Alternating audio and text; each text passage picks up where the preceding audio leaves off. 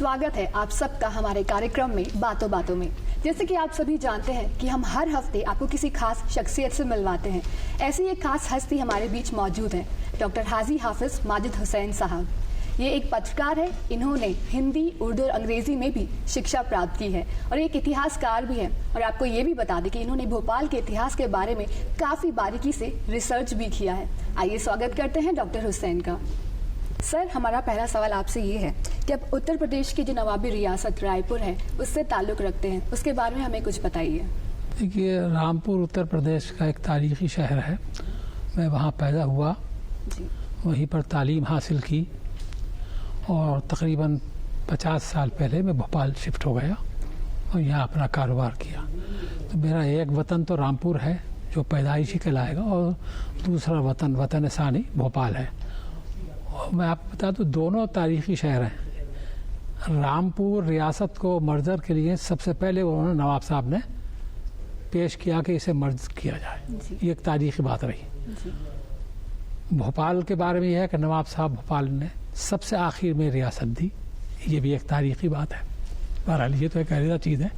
मेरी तालीम रामपुर में हुई। मेरे वालिद बहुत बड़े सूफ़ी संत से और उनका ख़ास नज़रिया ये था कि मौजूदा हालात यानी वर्तमान को न देखते हुए मुस्तक़बिल की तरफ तैयारी करना चाहिए। उसी हिसाब से उन्होंने हमें सबको बच्चों को तालीम दिलाई। बुनियादी तौर पर मेरे वालिद साहब मजहबी थे, धार्मिक थे, लेकिन कट्टरवाद के बहुत ज़्यादा ख़िलाफ़ थे। उन्होंने हमें तालीम ऐसी दी कि किसी तरीके से भी कट्टरवाद की तरफ हम न जाएं। 4 साल की उम्र में कुरान हिफ्ज़ करने के लिए हाफिज़ साहब के पास भेज दिया। सुबह 4 बजे उठा दिए जाते थे, ज़बरदस्ती उठा दिए जाते थे। 5 बजे नहा धो करके मदरसे चले जाते थे, कुरान की तालीम हासिल करते थे। उसके बाद मौलवी साहब से अरबी, फ़ारसी और उर्दू की तालीम हासिल की। 9 बजे आने के बाद खाना खाया, सुबह खाना खाया जाता था और शाम को बस नाश्ता कुछ नहीं होता था, चाय नहीं होती। स्कूल चले गए, स्कूल से आए तो फैक्ट्री थी हमारी फर्नीचर की, उसमें पाबंदी के साथ ड्रेस चेंज करो और नौकर की तरह जाके काम करो भी और करवाओ।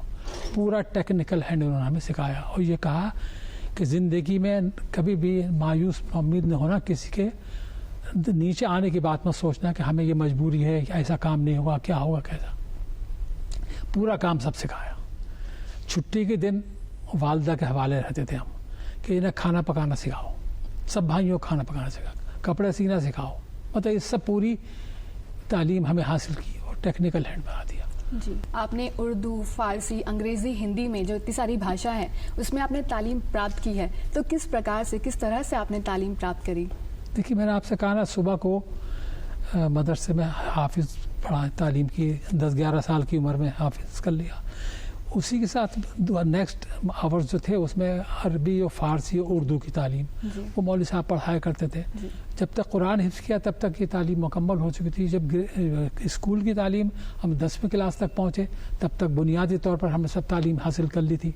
अब हमने स्कूल के बाद कॉलेज में जब गए तो वो सब बुनियादी तौर पर हमें सब सिखा दिया गया था कि ये सब का आपको मालूम है टेक्निकली। तो दुनिया की तालीम सब हासिल करी, ग्रेजुएशन किया। ग्रेजुएशन के बाद हमारे वालिद ने कहा कि अब आप बाहर जाइए सब भाई। एक इंग्लैंड चला गया, एक अमेरिका चला गया, एक बम्बई चला गया, मैं भोपाल आ गया। क्योंकि राइजिंग सिटी था, ये मध्य प्रदेश नया नया बना था, तो इसलिए यहाँ आने के बाद बस गया, दाना पानी यहाँ का लिखा था। 12 साल की छोटी सी उम्र में आपने कुरान हिफ्ज़ की शिक्षा प्राप्त की है, तो आपने किस तरह से प्राप्त की? देखिए, ये तो डिपेंड करता है कि कितना रुचि दिखाए आदमी अपना पढ़ने में और हाफिज़ साहब सिखाने में रुचि रखें। उस मेरे ज़माने में आम तौर पर 12 से 15 साल के टाइम में जो है उम्र में वो हाफिज़ हो जाया करते थे, पढ़ लिया करते थे। तो इसलिए एक्सेप्शनल नहीं था कि मैंने की, बल्कि सभी लोग पढ़ दिया करते। और अभी भी 15 साल में तो अभी भी हाफिज़ हो जाते हैं, कोई दिक्कत नहीं हो, उसमें परेशानी। जी सर, होम्योपैथी में भी आपने डॉक्टरेट हासिल की है, संक्षेप में बताइए उसके बारे में। देखिए, ऐसा है, मैंने ज़िंदगी में ये महसूस किया, जो कि वालिद की तालीम भी ये थी कि फ्यूचर की तरफ देखो, हर चीज़ हासिल कर लो। तो एक क्यूरियोसिटी दिल में थी कि मैं सब चीज़ जान लूँ। वकालत के लिए वकीलों के पास जाकर बैठना शुरू करा, डॉक्टरों के पास जाके देखना पड़ा कि क्या चीज़ काबिलियत की है और कौन सी बीमारी हमें ना हो। तो उसी ज़माने में पंजाब यूनिवर्सिटी से ऑफ़र था कि कॉरस्पॉन्डेंस कोर्स से पढ़ें, तो कॉरस्पॉन्डेंस कोर्स करके मैंने इसलिए नहीं किया कि नौकरी हासिल करना है या डिग्री लेना है, मुझे तो खुद अपने को काबिल बनाना है कि कौन सी बीमारियों से मैं दूर रहूं, क्या चीज़ मुझे नहीं करना चाहिए, ये सब चीज़ें मैंने उसमें हासिल करी और मैं कामयाब हुआ, इसलिए कि मुझे तमाम बीमारियों ने नहीं घेरा। आज 71 साल की उम्र में मेरे पूरे बाल काले नहीं हुए हैं और दांत एक नहीं हिला है और फिर ये सब डॉक्टरी मालूमात होने की वजह से मुझे उसका फ़ायदा ये हासिल हुआ है। हुसैन साहब ये बताइए कि होम्योपैथी जो है ये कितनी कारगर साबित होती है? देखिए, होम्योपैथी की ख़ास बात जो है कि है, बाकी तो सब दवाइयाँ सब इलाज करते हैं वो कि उसका साइड इफ़ेक्ट नहीं है। कोई दवा हम ज़्यादा भी खा लें, कम भी खा लें या कोई सी भी खा लें, अगर बुखार के बजाय पेट की दर्द भी खा लें तो साइड इफ़ेक्ट नहीं करेगी। और अंग्रेज़ी दवाइयों में और दूसरी दवाइयों में यह है कि साइड इफ़ेक्ट करती है, एक चीज़ फ़ायदा होता है और दूसरी चीज़ डैमेज कर देती है, ये उसका ख़ास फ़ायदा। आपने उर्दू में भी अच्छी शिक्षा प्राप्त की है, आपको उर्दू सीखने में कोई तकलीफ आई और उर्दू का आपका क्या योगदान रहा है आपकी ज़िंदगी में? देखिए, ऐसा है, शुरू से ही कुरान के साथ साथ उर्दू की तालीम दिलाना शुरू करी और बहुत बुनियादी तौर पर मैंने कहा शौक़ था मुझे कि उर्दू सीखूं, कितना सीखूं। तो मैंने ये जो स्कूल की तालीम थी, मदरसे की तालीम के साथ साथ ही मैंने जितना उर्दू का लिटरेचर था खुद ज़ाती तौर पर पढ़ना शुरू किया, उर्दू के शायरों को, उर्दू के स्कॉलर्स को, और जगह जगह लाइब्रेरी में जाके पढ़ता रहता था कि उर्दू ज़ुबान क्या। असल में देखिए, उर्दू ज़ुबान खुद कोई ज़ुबान नहीं है, बेसिकली ये लश्करी ज़बान है। जब बाहर से आर्यस आए यहाँ पर मुस्लिम, तो उन्होंने यहाँ पर कैप्चर करने की कोशिश करी, लूट मार करी गए, तो यहाँ की भाषा नहीं समझते थे वो, तो उन्हें प्रभावित करने के लिए, उनको असर देने के लिए उन्होंने एक सब संस्कृत और अरबी और फारसी को मिला करके एक भाषा उन्होंने बनाई ताकि हम इनको कब्ज़े में करें, और उसमें कामयाब रहे। वो उर्दू है और वो इसलिए मीठी है क्योंकि बुनियादी तौर पे तो ये संस्कृत से ही बनी है उर्दू ज़बान। अच्छा, आज देश में और समाज में उर्दू भाषा की कितनी प्राथमिकता है, अब उसके बारे में हमें कुछ बता दीजिए। देखिए, उर्दू के बारे में आमतौर पे ये पाया जा रहा है कि उर्दू बहुत कमज़ोर हो रही है, कम पढ़ी जा रही है ये ऐसा नहीं है उसकी, लेकिन कुछ वजूहत है। वजह है कि जब हिंदुस्तान हमारा आज़ाद हुआ तो उससे पहले जो उर्दू पढ़ने वालों की तादाद थी वो मेजॉरिटी पाकिस्तान चली गई, अब उर्दू पढ़ने वाले कम रह गए, तो लिहाजा यहाँ पर लोगों ने जो रह गए थे उन्होंने पढ़ना शुरू किया। ख़ास तौर पे जो गैर मुस्लिम थे उन्होंने उर्दू की तरफ कम ध्यान दिया। लेकिन आज भी मैं कह रहा हूँ कि उर्दू का चलन बहुत है, बस इतना फ़र्क है जैसे उर्दू का अखबार है, एक अखबार बिकता है तो उसे 10 लोग पढ़ते हैं, तो रीडरशिप 10 हुई। लेकिन दूसरे ज़ुबानों के अखबार जो हैं, एक आदमी एक अखबार ख़रीदता है तो एक ही पढ़ता है, दूसरा उसको मांग के नहीं पढ़ता, तो इसलिए उसके रीडरशिप के मुकाबले उर्दू की रीडरशिप ज़्यादा है। जहाँ तक उर्दू का ताल्लुक़ है, मैं हर फील्ड में आपसे चैलेंज कर रहा हूँ कि जैसे अखबार हैं, हिंदी के हर अखबार में, अंग्रेज़ी के हर अखबार में एक उर्दू वाले को जानबूझ के रखा जा रहा है या दो को, क्योंकि जितनी दिलचस्पी उर्दू के शब्दों में है वो उसमें इस्तेमाल करते हैं और बड़े खुशी से पढ़ा जाता है। इसी तरह चैप्टर लिखवाते हैं उर्दू के जो राइटर हैं और जो पत्रकार हैं, इसलिए उनको अच्छी सर्विस मिल रही है। गवर्नमेंट ने इससे बड़ा काम किया है। गवर्नमेंट ऑफ इंडिया ने कौमी कौंसिल बराए फ़रोग़ उर्दू ज़बान, national council for promotion of Urdu, एक बड़ा डिपार्टमेंट खोला, करोड़ों रुपए का उसमें योगदान दे रहे हैं और सिखा रहे हैं उर्दू का। पूरे इंडिया में ब्रांचेस खुली है, हैदराबाद में उर्दू यूनिवर्सिटी कायम करी इतनी बड़ी, तो हुकूमत के तरफ मदरसों को ग्रांट दी जा रही है उर्दू पढ़ाओ जी। तो उर्दू तो कमी नहीं है, बस यह है कि आप in comparison to before India, आप हिंदुस्तान आज़ादी से पहले की पोजीशन को आप जाएंगे तो वो चीज़ आपको नहीं मिलेगी, वो तो फ़र्क है जी। आप जो है 1965 में भोपाल आए और 1971 में आपने पत्रकारिता की शुरुआत की, इसका कुछ जिक्र कीजिए हमसे। देखिए, ऐसा है कि मेरा मिजाज जो था वो ये था, हर चीज़ को सीखो, हर काम करो। तो अब जब यहाँ आया तो ये भी होश आया कि पत्रकारिता कभी पढ़ते पढ़ते अखबार में, जब लाइब्रेरीज में जाता था उर्दू लिटरेचर पढ़ता था, शायरों को पढ़ता, तो ख्याल आया कि पत्रकारिता भी सीखना चाहिए। तो मैंने राइटअप लिखना शुरू किए। तो मैंने अंग्रेजी बम्बई के अखबार थे, हैदराबाद के अखबार थे, दिल्ली के अखबार थे, मैगजीन्स थे, उसमें राइटअप लिखना शुरू किए। वहाँ से मुझे बड़ा प्रोत्साहन मिला और ये लोगों ने बड़े अप्रिशिएट किया कि आप बड़ा अच्छा लिखते हैं। तो ये करते करते मैं काफ़ी अच्छा पत्रकार बन गया था। और 83 में फिर मैंने अपना अखबार शुरू किया। और उर्दू अखबार शुरू करने की भी एक वजह थी, मैं आपको एक बात बता दूं कि मैंने ये महसूस किया कि आज़ादी के बाद से उर्दू के अखबार जो थे वो एक अजीब तरह का एक ट्रेडिशन लेके चलते थे। उसमें ख़ास तौर पे वो इस्लामिक वैल्यूज़ और मुसलमानों के बारे में ज़्यादा छपता था।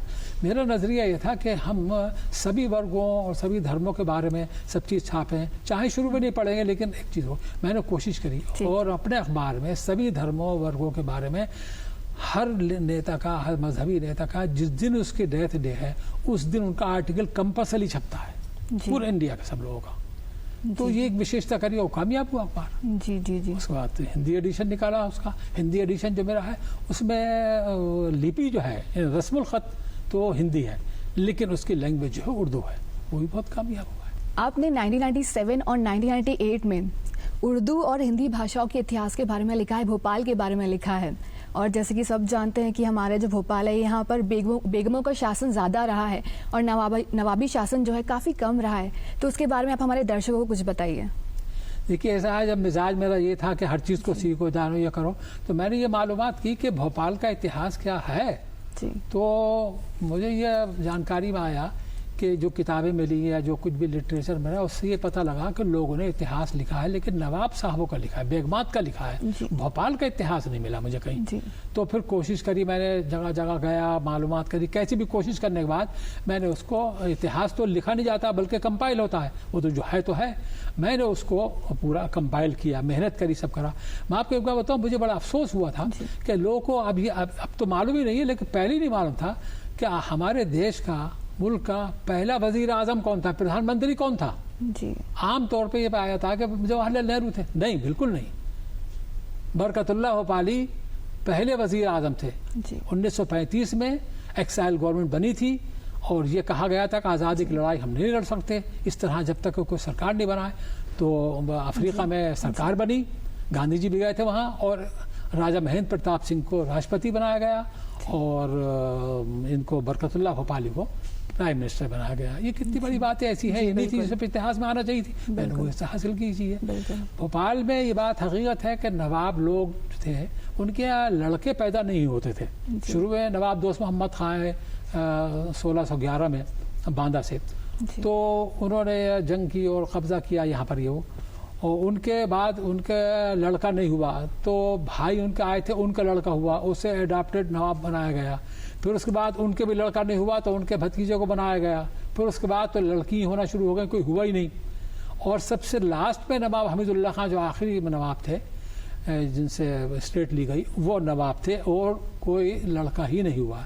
ये लोग, लड़की जो यहाँ की थी वो नवाब हुआ करती थी और वो बाहर से शादी करके लाते थे और उनको टाइटल नवाब का दे दिया जाता था लेकिन पावर्स उनको कुछ नहीं थी, पावर्स बेगम के हुआ करती। अच्छा हुसैन साहब, ये बताइए कि जो हमारे भोपाल के नवाब थे और भोपाल की जितनी बेगमें थी उनकी क्या क्या विशेषताएं थी, उसके बारे में कुछ बता दीजिए। देखिए ऐसा है, भोपाल के नवाबों की विशेषताएं भी अपनी एजुकेशन का, नवाब शाहजहां बेगम ने लड़कियों के स्कूल खोले और तालीम का इंतज़ाम बड़ा ज़बरदस्त किया। इसी तरह एक बेगम थी माँ जी ममूला, जो रेत घाट पे उनका मकान था और मस्जिद बनाई थी, वो शाम को अंधेरा होते ही भेष बदल कर हर घर पे जाती थी और पूछती थी तुमने खाना खाया, कोई तकलीफ तो नहीं है। तो पूछती तुम कौन हो, तो बोले मेरे पास पैसा है, सामान है, मैं लोगों को बांटती हूँ। तो जब तक वो खाना नहीं खाते थे, जब तक गरीबों की मदद नहीं कर दिया करती थी। ये मामूली बात नहीं है, बहुत बड़ी बात है कि ये ऐसे ऐसे नवाब यहाँ पर हुआ है। हुसैन साहब, आपने बहुत सारी पत्रकार संस्थाओं के साथ काम किया है, वो कौन कौन सी है और आपका योगदान इन सब के लिए क्या रहा है? देखिए अब तो ये बात ख़त्म हो गई कि पत्रकार संस्थाओं का इतनी अहमियत नहीं रही है, लेकिन पहले क्या था कि पत्रकार लोग अपने बलबूते पर अपनी समस्याएं हल कराने में परेशान थे, ख़ास तौर पर सरकार से। तो मैं चूँकि ये स्ट्रगल करता था और मैं तनकीद मिजाज का था, इसलिए मैंने संस्थाएं ज्वाइन की। पहले अखिल भारतीय पत्रकार परिषद थी वाराणसी, उसका हेड ऑफिस था, उसका मुझे जनरल सेक्रेटरी बनाया गया। उसके बाद श्रमजीवी पत्रकार संघ का भी मैं पदाधिकारी रहा। इल्ला का जनरल सेक्रेटरी ऑल इंडिया रहा, इंडियन लैंग्वेज न्यूज़पेपर एसोसिएशन का। INS का मेंबर अभी भी हूँ, इल्ला का भी हूँ। और भी कई संस्थाएं थी छोटी में थी, मैंने कोशिश करी। देखिए बात यह है कि पत्रकारों की संस्था हो या किसी की कोई संस्था हो, अगर वो सरकार को कन्विंस नहीं कर पाए तो बेकार है। और सरकार कोई भी हो, मेरा कहना है कि वो सरकार कभी खिलाफ किसी का नहीं करती। अगर आप कन्विंस नहीं करेंगे तो वो नहीं करेगी। मैंने कोशिश करी और सरकार को कन्विंस किया कि देखिए ये गलत बात है, इसकी तकलीफ़ है, परेशानी है। एक छोटी सी मिसाल दे तो बहुत बड़ा काम किया। 1986 में जब मोतीलाल वोरा चीफ मिनिस्टर थे, उनसे मैंने कहा साहब पत्रकारों को पुलिस प्रताड़ित करती, परेशान करती, आप इसके लिए कोई कानून ऐसा बना दे कि ये हो। उन्होंने कानून बना दिया कि कोई पत्रकार हो उसके खिलाफ FIR दर्ज नहीं होगी। ये ऑर्डर है मेरे पास अभी है। और किसी भी पत्रकार के खिलाफ को कार्रवाई करने से पहले DIG लेवल के स्तर के अधिकारी से पहले परमिशन लेना होगी और चालान पेश करने के लिए होम डिपार्टमेंट से परमिशन लेना पड़ेगी। वो आज तक ये चीज़ें कायम है, सिर्फ अब थोड़ा संशोधन हुआ है कि FIR दर्ज हो जाएगी, लेकिन बाकी कार्रवाई नहीं हो सकती। ये मैंने मिसाल दी, इस तरह के मैंने काम किए और बहुत सी सुविधाएं का उसको दिलवाया, तो उसमें कामयाब रहे। और अपने लिए कुछ ज़ाती तौर पर नहीं बल्कि लोगों ने गिर के आह्वान किया। हमें ये भी पता चला है कि आपको कौमी एकता अवार्ड से भी सम्मानित किया गया है और आप काफ़ी गौरव भी महसूस करते होंगे। तो इस एकता के लिए आपने क्या क्या कार्य किए हैं? देखिए मेरा मेन कार्य था उर्दू अखबार था, और उर्दू अखबार में अगर हम कौमी यकजहती का काम करें, जो मैंने मिसाल दी कि तमाम धर्मों वर्गों के लोगों के उनका लाइफ स्केच मैंने देना शुरू किया। वो रिकॉर्ड हुआ जगह जगह।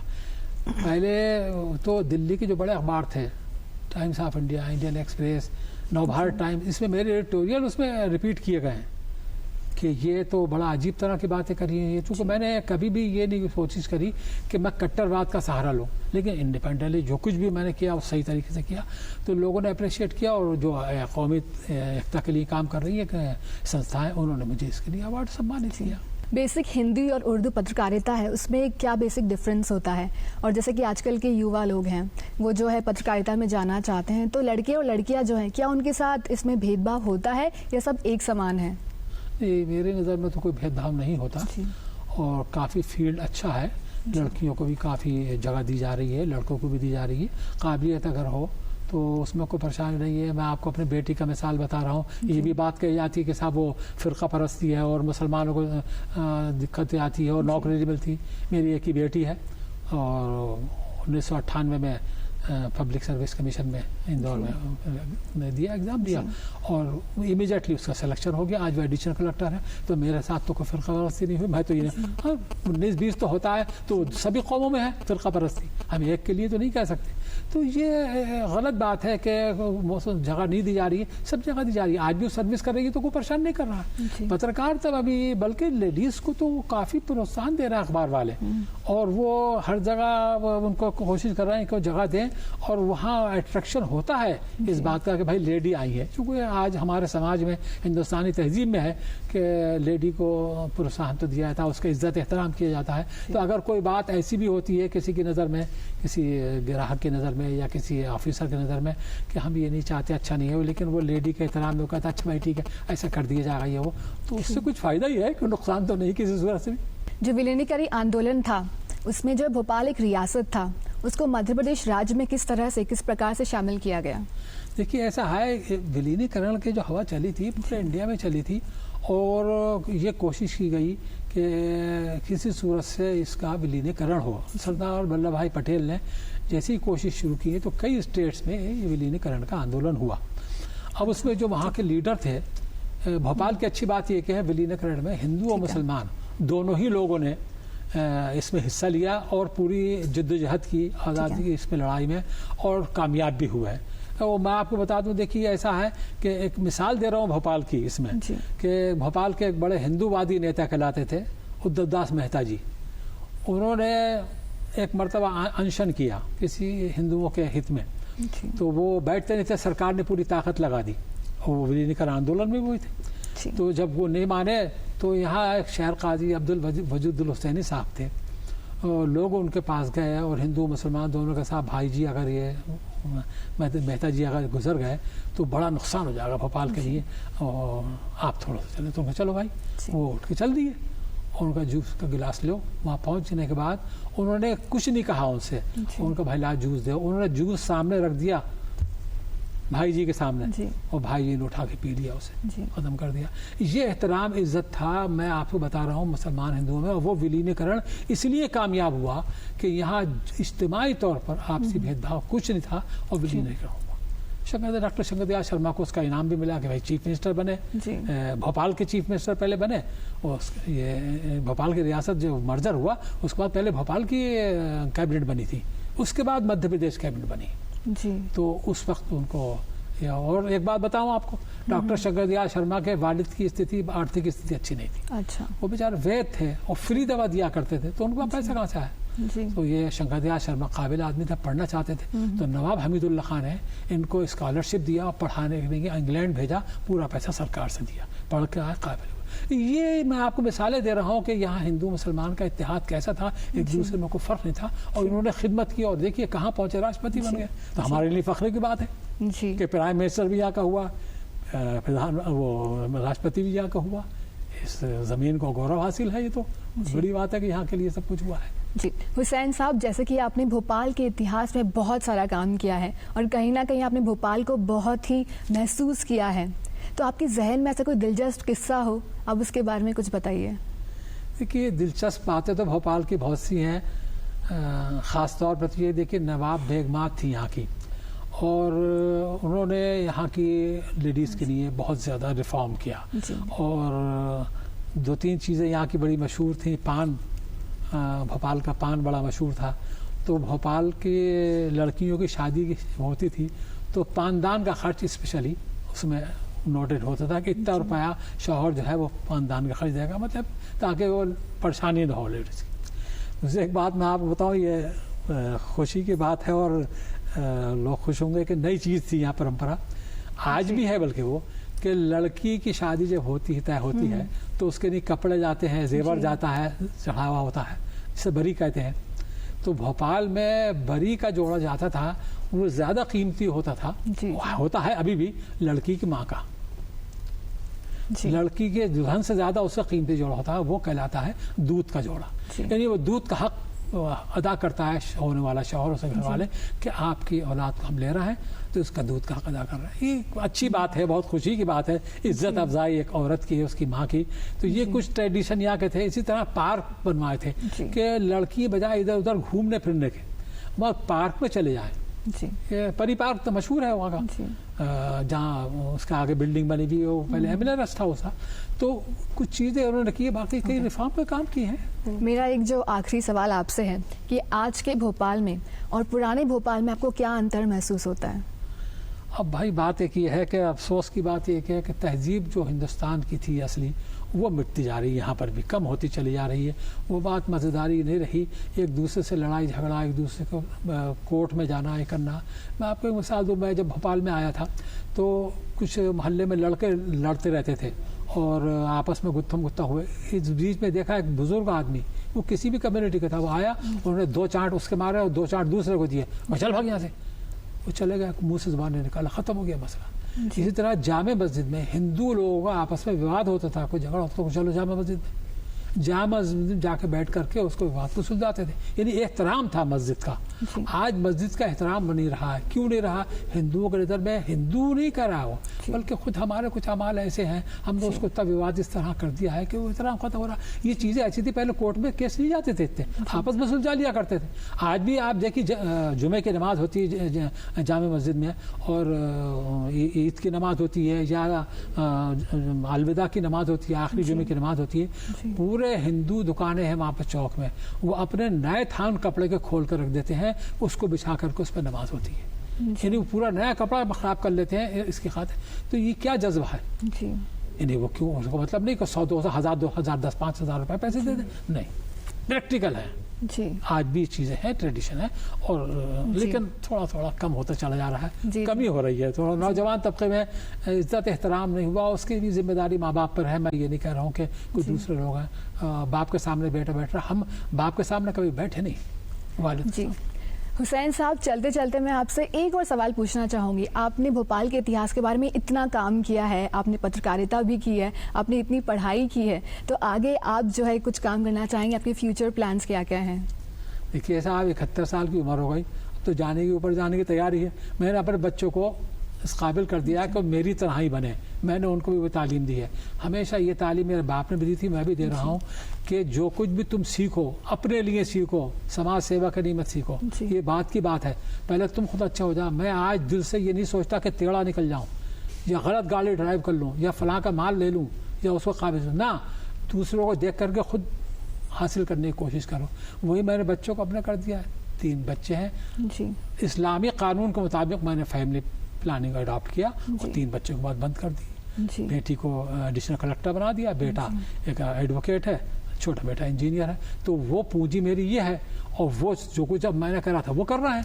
अब मुझे क्या करना है, मैंने इतना कमा लिया, प्रॉपर्टी बना ली, अखबार चल रहा है, बेहतरीन किस्म का चल रहा है। अब आगे क्या करूँगा करके, छोड़ के जाना है, लौट के तो आना नहीं है। पुनर्विचन तो मैं मानता नहीं कि होगा, तो इसलिए अब ज़्यादा लालच कि नहीं साहब ये भी कैप्चर कर लो, वो भी कैप्चर कर लो। दर्शकों, हमें उम्मीद है कि आपको माजिद साहब की बातें बहुत अच्छी लगी होगी और हम माजिद साहब से और भी बातें पूछना चाहते थे, लेकिन समय नहीं है हमारे पास, इसलिए आप हमें दीजिए इजाज़त। हम आपसे फिर मिलेंगे इसी कार्यक्रम में अगले हफ्ते। तब तक के लिए हमें दीजिए इजाज़त। नमस्कार।